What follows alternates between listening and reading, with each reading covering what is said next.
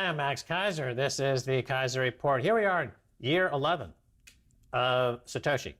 Remember, the universe restarted in 2009. We're in year 11 of Satoshi Nakamoto. This is the fourth epoch of Bitcoin after the halving. And everything is going exactly as planned. I'm stoked. I'm chuffed, as they say in the UK. You know, it's almost like art. It's so perfect. It describes the human condition so well, this Bitcoin. So I want to talk about the art world and compare Charles Saatchi to the U.S. Federal Reserve Bank. Because what Charles Saatchi did, what he specialized in, and he copied others before him, but he was a showman in doing this, is he would buy up junk art, and then announce that he, Charles Saatchi, had bought junk art, right? And therefore, he would make a fortune on dumping this junk art onto other people. Well, this is kind of what the Federal Reserve Bank is now doing, is they're literally now buying junk. They're starting, as of just a few days ago, to buy junk, corporate debt in the ETF market, exchange-traded funds. So before we get into this, I want to show you how you can turn junk into great art. Now, a lot of people want a special show just for Stacy's hair. So it was inspired me to come up with an art show, right? Here is Stacy's hair looking surprised on purple. Usually I'm responding to something Max has said. You know, this is me being shocked at something you've said. This is Stacy's hair on yellow note card looking kind of, oh dear, Max has gone too far with that one. I've seen that face many times. And this is me, my hair, Stacy's hair, on green, looking smiley. That's right, hair. H-A-I-R is the ticker symbol for hair. It's a closed-end fund, and you can buy all of the hair tableaus that we feature here on this episode of Keiser Report. It's currently trading at a market cap of about $3.9 billion, but we're expecting the Fed to come in and front-run the market and take this up to a much higher capitalization, possibly $7 or $9 trillion. And by owning it now, it's almost like having a lock of Tracy's actual hair. Did you forget my name? You forgot my name? Oh my God. Whew, that's it. It had to happen eventually. Max is dead. It had dead. to happen eventually. Dead. You might as well just say dead. D-E-D. You need a new, it's called Hair on Fire. Stacy with flaming hair, chasing Max around the house with a broomstick. But I love the Charles Saatchi analogy because it's so perfect. You know, he created this idea of junk art. And this came after junk science and junk finance and junk economics. Finally, junk art was created by Charles Saatchi. And he would take marginally talented artists like Damien Hirst, buy up, monopolize his art and artificially boost the prices at the galleries that he owned and then cash out. Now here's a headline, a tweet actually from the day that the Fed started buying these junk bond ETFs, essentially HYG, I believe is a symbol. The Fed plans to start buying credit ETFs today. It says its primary goal is to smooth out market functioning, although it already did that with just the promise of buying ETFs. Arguably, the Fed's goal in following through is largely to preserve its credibility for the next time. So this is another interesting point about economics. What comes first, supply or demand? You know, classically, people think first you create supply, and if there's any demand for it, you'll see demand. But here, in this case, we see demand first. The central bank is creating demand for junk, and then Wall Street will go out and create more junk. They'll create more supply, and they'll use this 0% money, infinite quantitative easing, to finance this whole market of junk. Right, a refutation of economic principles, and they'll continue on. So this is the latest chapter in the effort to replace the real economy of productive assets and wage earners with a phantasmagorical land of money printing, virtual assets, and a non-existent economy, and cooked books and cooked statistics. I mean, these have more value than anything on the Federal Reserve's balance sheet. If you were to market everything on the Federal Reserve's balance sheet, that is to say, what is the actual resale value of these $6.5 to $7 trillion of assets they claim to have? What could I get in the open market? The answer is zero. There is no market for those assets at all. They have no market price at all. So technically, even if these collectively got as little as $400,000 or $500,000, it would be worth more than the 6 to 7 trillion the Fed claims it has on its balance sheet, because there's a market for these. There's no market for what they have. Now, the Fed also strangles the market by the neck, grabs it by the neck and strangles it. And you could see that in another statement from another legendary hedge fund investor. You know, we talked about Paul Tudor Jones getting involved in Bitcoin. Why? Because of the Fed, because the Fed is dumping junk, pretending junk means anything, pretending junk has value, junkifying the financial system, just like the art market was junkified. Here, Stan Druckenmiller, everybody always says Druckenmiller. It's hard to say Druckenmiller, but he was the guy who basically made the Quantum Fund, made George Soros a multi-billionaire. He ran that fund for over a decade. He says that the stimulus will be deflationary, not inflationary, says negative rates make no sense. As we've been saying on the show now for 7 years, I think there's a tweet of mine saved for posterity where I make this point originally in 2013, that quantitative easing and these stimulus packages don't fight deflation, they cause deflation by creating zombie companies and zombie banks that become dependent on ever-increasing amounts of money printing to stay solvent or to stay afloat. And it pushes out or crowds out all the productive companies, and productive assets get pushed down. And we have a great example of this right now during the COVID-19 crisis, where the zombie banks are being bailed out and the small entrepreneurs are being left to go out of business. That means that American economy in 5 years' time will have no seed stock. They'll have no ability to grow the economy at all. They'll only have zombie banks. And at that point, serviced by the Fed, and the debt levels will, as we pointed out before, the Fed will go from $6 to $7 trillion of quote-unquote assets on its balance sheet to closer to 80 or 90 trillion dollars of fake assets on its balance sheet. But it'll by that time, you will have a hyperinflationary currency collapse in the U.S. dollar. So can I have my art back there for the second? The Stacy's hair. Remember, this is going to be the stock symbol HAIR, H-A-I-R. And we're going to talk about it more every Sunday, by the way, tomorrow. We're going to be doing Lockdown with the Keiser. So we do a special Lockdown live show on Periscope. Just go to our Twitter at Keiser Report. But, you know, so comparing the Fed to Charles Saatchi is, if the market, the art market, only rewards with excessive return junk art, like Stacy's hair, okay? There's a premium on that. Whereas real art, say you're a Picasso or a Van Gogh or Rembrandt or any of these masters or Leonardo da Vinci, and those are undervalued, that there's no market for them. The players start to play the players, and therefore they forget what real art is. They don't even know how to value real art anymore. And you see that in the market. As you had said, you know, and Stan Druckenmiller obviously watches Keiser Report and definitely tunes in every Sunday to Lockdown with the Keisers. But you had said, this is a tweet from December 3rd, 2013. You were responding to somebody who said that inflation was coming because of the excessive quantitative easing. And you said, actually, QE is deflationary as it supports zombie banks who choke off all money velocity. Kill QE and you'll get inflation. Looking to this week, here's a tweet from Sober Look, a segment on Wall Street Journal. Lev Borodovsky observes, quote, "The velocity of money is hitting record lows, massive amounts of liquidity, but not much economic growth. Some view this trend as disinflationary." There's money velocity, and it's sinking and collapsing at this point. We've talked about money velocity and how it's a true picture of economic activity, and it has absolutely now approaching absolute zero, which means the U.S. economy is absolutely a cadaver. It's absolutely dead. I love the analogy of art. I remember in the south of France, they had artists, so-called, on the border of the sea, and they were painting, and it turns out they send photos to China, and China creates thousands of duplicates with Chinese workers in factories making thousands of these replicas from a photo sent to them from whatever location you're in.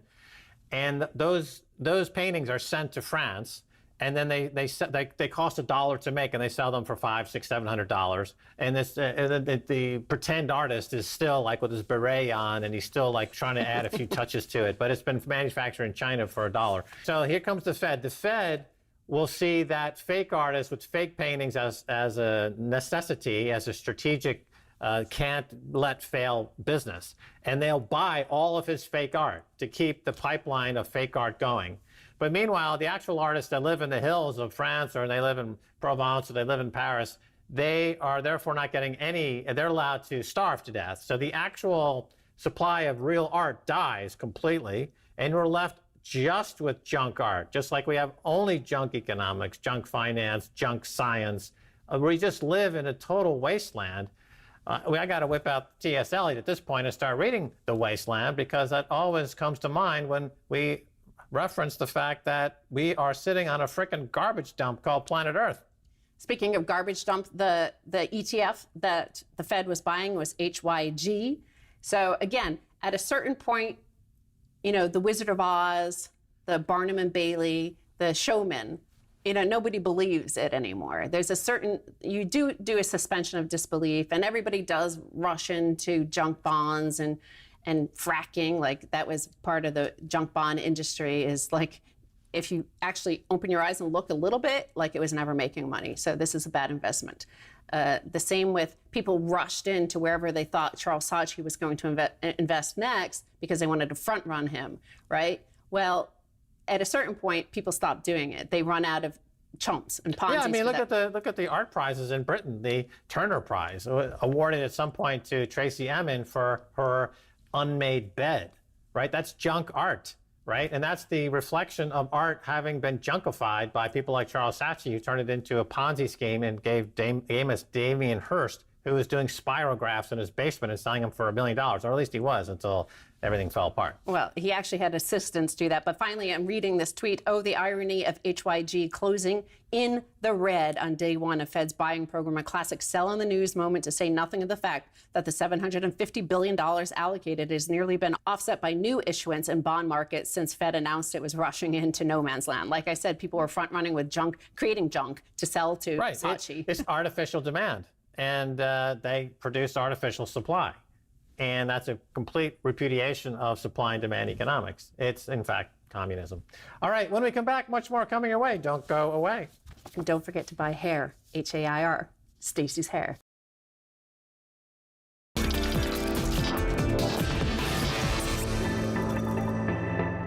Welcome back to the Keiser Report. I'm Max Keiser. Time now to continue our conversation with Raoul Pal. He is the founder and CEO of Global Macro Investor and Real Vision Group. Last episode, we discussed Bitcoin and gold and the macro picture. We're going to continue up on these themes. Welcome back, Raoul. Thanks, Max. Good to be here.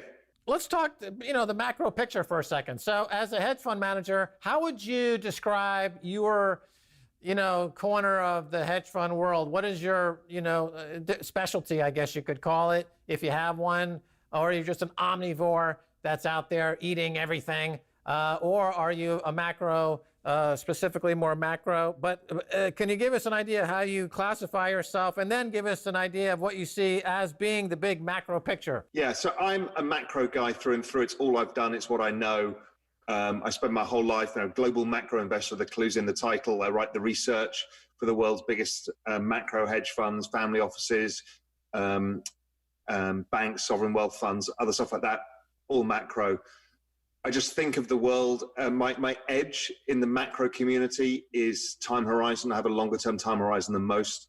So I tend to operate in the 6 month to 18-month time horizon, and sometimes longer. And that gives me an opportunity not to do the kind of month-to-month P&L trading that everybody else gets forced into. I don't run a hedge fund any longer. I just run my own money, and I advise many. So that's kind of my edge.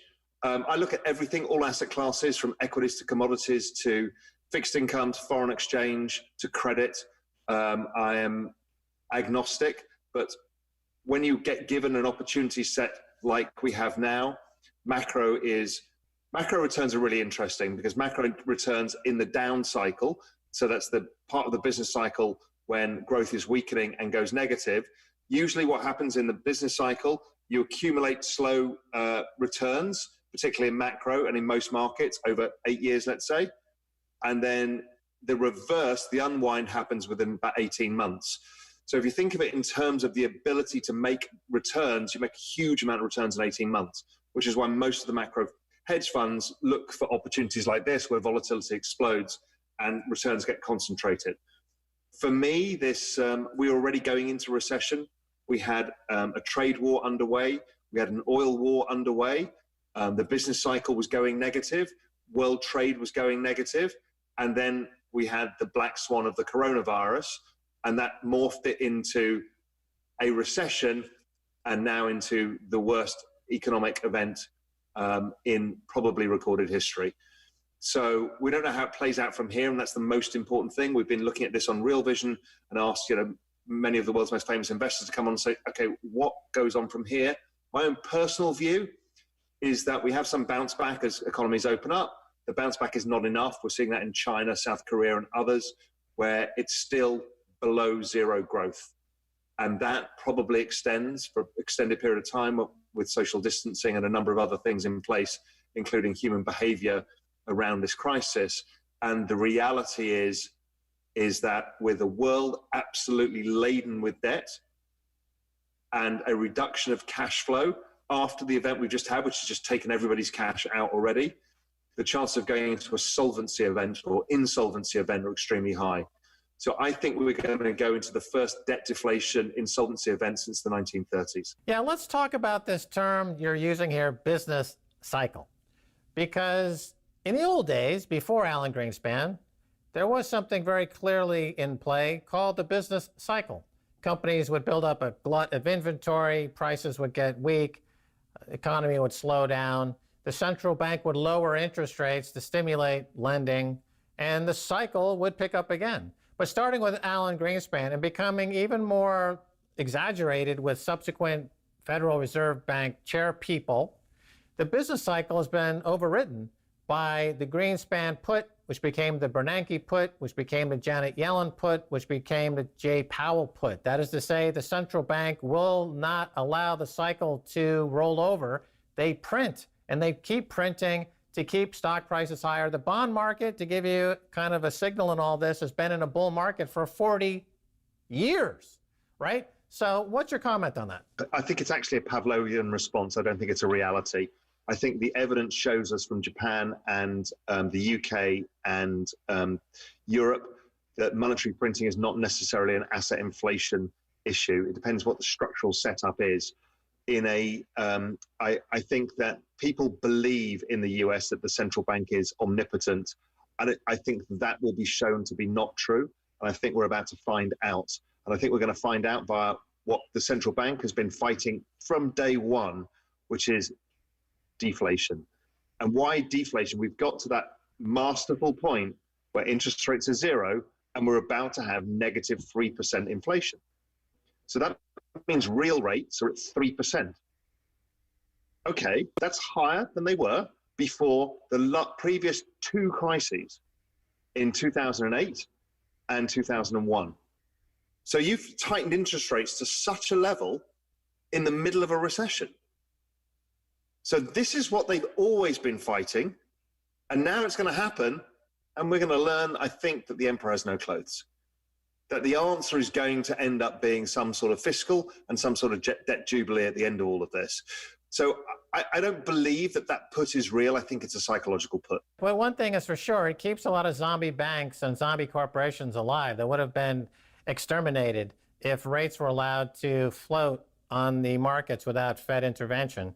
And we would have had a more natural cycle, as you've been describing there. But instead, we have a zombie economy where a lot of the productive companies and productive assets are squeezed into insolvency, and the dead wood is allowed to continue on. I mean, a great example being the airlines. I mean, why have they been allowed to buy back their own stock with 0% money from the central bank for years at the behest of Warren Buffett? And then the second a crisis hits, they go insolvent, right? That's an example of a failed market. But I wanted to ask you something about the mechanics of all of this and some of the charts that go on and the signals that we see and how this informs folks and the money management business like yourself or in the media like we are.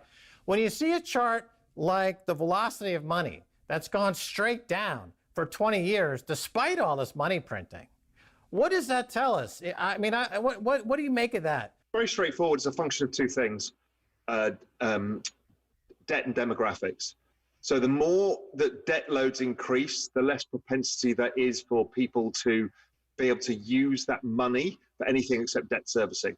So we see that at household level, we see it at corporation level. So money doesn't get spent. And, also don't forget the corporate buybacks was a complete kind of destruction of capital because it didn't put it to good use. So that caused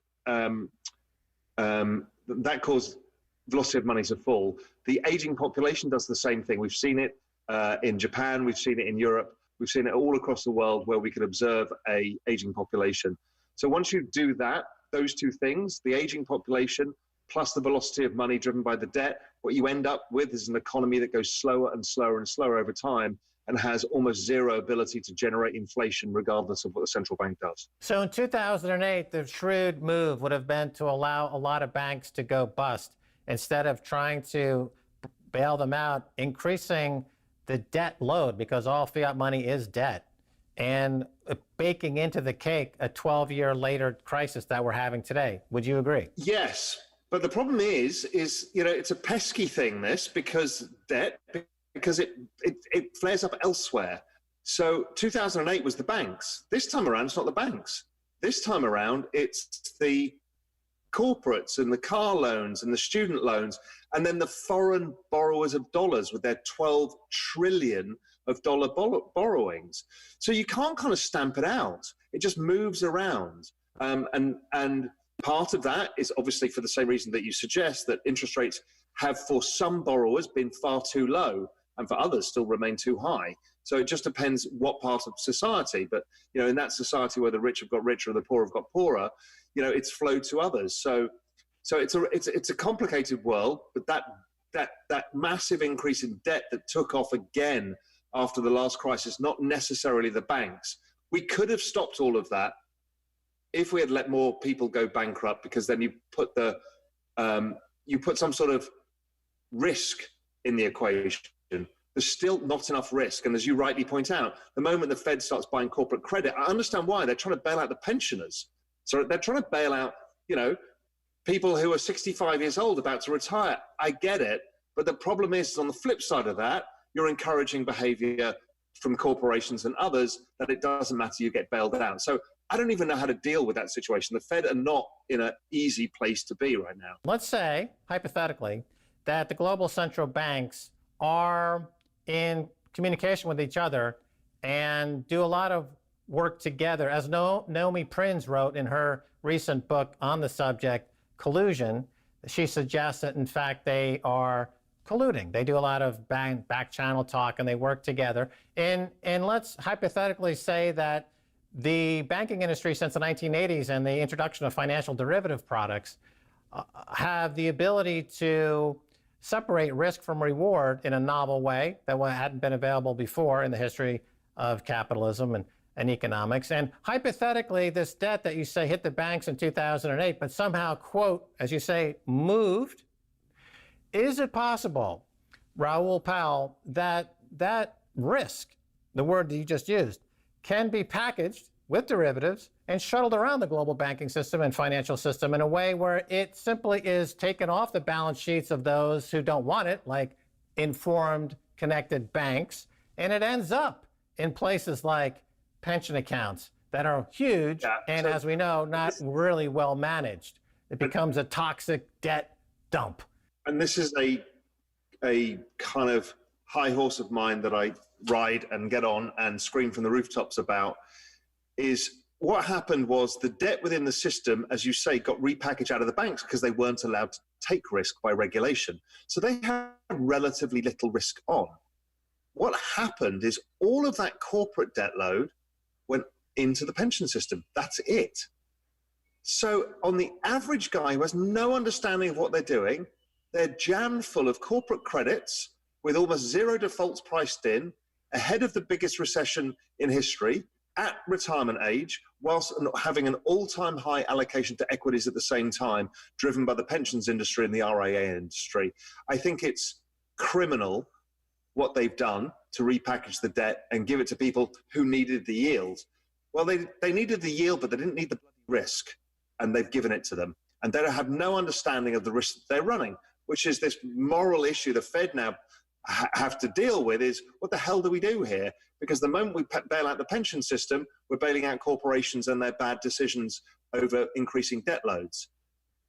It's tricky. I think in the end, they will end up making direct payments to the pensioners, and then you can screw the corporations for making the bad mistakes in the first place. All right, Raoul Pal, founder and CEO of Global Macro Investor and Real Vision. Thanks for being on the Keiser Report. Thanks so much. Really enjoyed it. All right. Well, that's going to do it for this edition of the Keiser Report with me, Max Keiser, and Stacy Herbert. Want to thank our guest, Raoul Pal, over there at Global Macro Investor and Real Vision. If you want to get in touch with us, it's Keiser Report on Twitter. And that Twitter handle, Keiser Report, every Sunday at 1 p.m. Eastern Time is a 45-minute live Periscope broadcast with Max and Stacy and Plucky and a lot of other guests. Don't miss it. Until next time, bye, y'all.